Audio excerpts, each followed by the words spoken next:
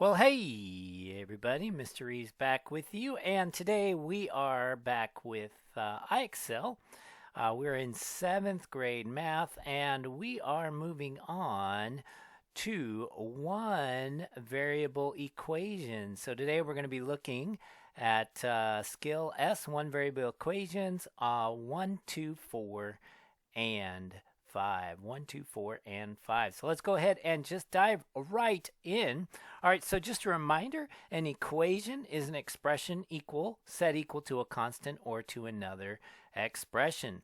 And solving an equation is finding the value of the variable that makes an equation true. Remember, equations can be true. That's when the left side equals the right side. And equations can be false when the left side does not equal the right side. So in IXL, they said, what is the solution to the equation? And they're giving you two choices. 8w, of course, means 8 times w. 8 times 5 is 40. 8 times 6 is 48. So to make this equation true, w would be 6. What about this one? 5 times what is 60? Well, that's going to be 10 because 5 times 5 would be 50. That's not going to be 10. It's going to be 12 because 5 times 10 is 50. 5 times 12 is 60. Mr. Reeves. All right. What times 3 is 21? Well, that is 7. I think we better skip up to the next level here. All righty. Ooh, now we're getting a little more complicated. 1 plus something divided by 2 has to be 2. Well, let me ask you a question. When you divide by 2 and get 2, what does that mean you had to have before you divided? And that, of course, is 4, right? 1 plus 3 is 4. 4 divided by 2 would be 2, right? 1 plus 3 is 4. 4 divided by 2 is 2. All right, 16 plus something has to equal 10. Well, if you do 16 plus 8, that's going to make it bigger, 24. 16 plus negative 6, we have to add a negative to get a smaller value. So we're down at negative 6. All right, 6 times what is 24? That's 4. Let's skip up to the next level. What do they have? All right, what value is a solution to the equation? Now, as you know from our previous experience with simplifying expressions, negative 3s plus 8s, this is going to give me 5s, right? Positive 5s. So the question is, 5 times what is negative 40? Well, 5 times a positive 8 would be a positive 40, but 5 times a negative 8 would be a negative 40, right? So combine your like terms and then solve the equation. We always simplify before we solve. Simplify before you solve. So negative 6c minus 2c, that's going to be negative 8c, right? Negative 6 minus 2, negative 8c. What do you have to multiply negative 8 by to get positive 88? Well, that would be negative 11, right? Negative 6 minus 2, excuse me. Yeah, negative 6 minus 2 is negative 8. Yeah, I had it right. What was I thinking? Why would I question myself when I know I can even do problems in the challenge zone? Oh my goodness, u plus 3u, that's 4u's, right? Well, 4 times what is negative 12? I believe 4 times negative 3 is negative 12. Look, we can even skip up within the challenge zone.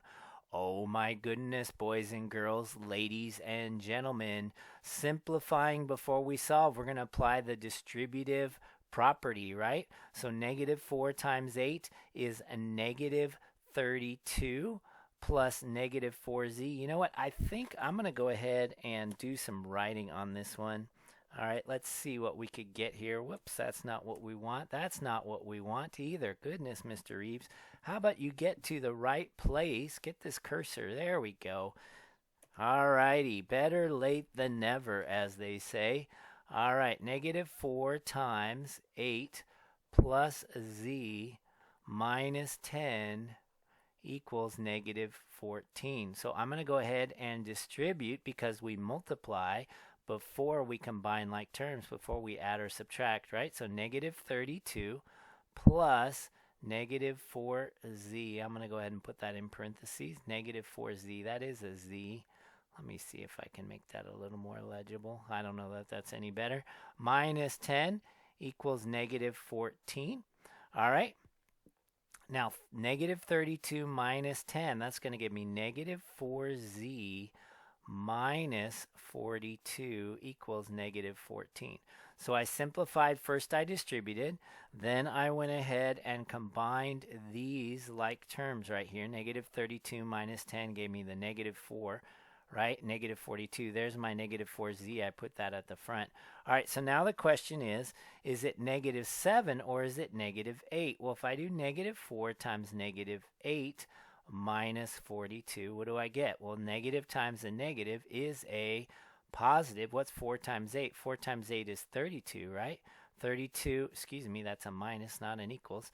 32 minus 42 equals negative 10. It does not equal negative 14. So I'm thinking it's not negative 8. But, you know, I don't trust myself enough to know that I didn't make a mistake somewhere along the way. So I'm going to go ahead and check negative 7. Well, negative 7 times negative 4, that's a positive 28. 28 minus 42. Let's see. You know what? That is negative 14. So what do you know? The answer is negative 7. And I am truly awesome. So remember, we started off with some really simple ones and they got more complicated. Simplify before you solve. Okay, so simplify the expression and then in this case plug in the value and see which one works. Soon you won't be plugging in the value, you'll be finding it yourself. All right, our next skill is actually just translating from the words to the equation. Now I want to give you a hint. When you see that word is, that's your equals, right? So when you see is, or obviously if it says is equal to or is the same as, you know that's where the equals go. So this part right here, that's going to be my expression. There's my equals and there's what it is equal to. All right, so this one's pretty straightforward because they give us in words. V is divided by 275, so they directly gave us what the operation was, and we know that that is going to equal, that's going to equal 224. V divided by 275 equals 224. Look at that. We are awesome. All right, 279 and G more equals 327. So remember, more tells us we're going to use addition. So 297 plus, that's really kind of awkward what they said. Really, they should have said G more than 297 equals, well, then they just actually told us the equals instead of saying is 325. So again, this is G more than. More than tells us we're adding.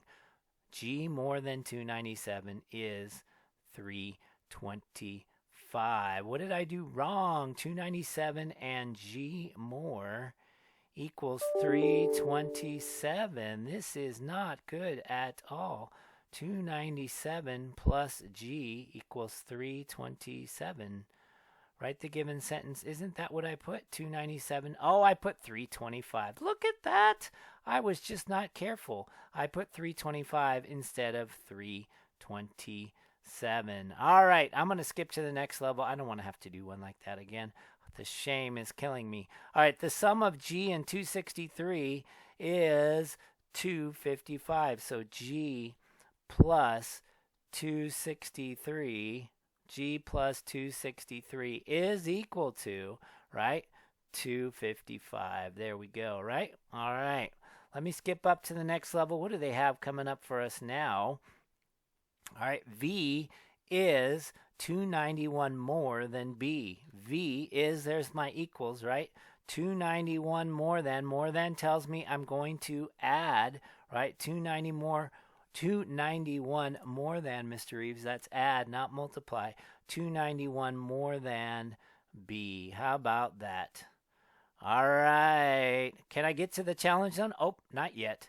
A is equal to the product of 258 and Q reduced by 22. All right, so we've got A is equal to, right? That part is product. Remember, product is multiplication. So product 258 times Q. And remember, for multiplication, we can just put the number. Remember, that's called the coefficient in front of the variable. Reduced by tells me that we're going to subtract 22. Now, you may recall me saying that a comma indicates parentheses. Well, the product of 258 and Q, we certainly could put parentheses around those to group those together, but we don't need the parentheses, and you know why? Because order of operations, multiplication comes before subtraction. So if you put the parentheses, it's not wrong, but it's really better not to put them because you don't really need them. All right, now can we get into the challenge zone? Oh, we are in the challenge zone. All right, the quotient of A in 387 is the same as 43 multiplied by A. So quotient means divide, right?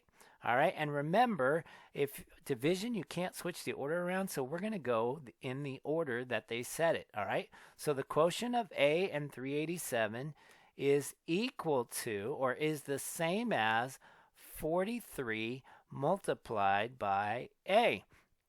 By the way, this is the first time we've had an equation where we had an expression equal to an expression, right? We've been having expressions equal to constants, but here we have an expression equal to an expression. The quotient of A in 387 is the same as 43 multiplied by A. Again, 43 is the coefficient. A is the variable that it is being multiplied by. What about this one? 395 plus the product of P and 280 is equal to the product of 24 and P decreased by 276. Oh, I'm loving life. This is so much fun. All right, 395 plus, all right? The product, what does product tell us to do? It tells us to multiply P and 280. But you know what? I'm going to put 280P. And why am I putting the 280 in front? Because it is the coefficient. Numbers go before variables if you want to write them in the shortest, cleanest way. We could put T with a dot in 280 and that would be correct, but this is just better. All right, let's be grown-ups. Is equal to the product of 24 and P. Again, product tells us to multiply. The product of 24 and P. Decrease by, what does decrease by mean? 276. Again, there's that comma, which would group these together, but again, we don't need parentheses because multiplication always comes before addition and subtraction. All right, you know what? I've done 2 of the skills and it took me a little longer than I thought, so I'm going to stop this video and just have these 2 skills in this first video, and then in the next video I'll jump to S4 and S5. Does that sound like a plan? Yes, it does. Good plan, Mr. Reeves. Till next time.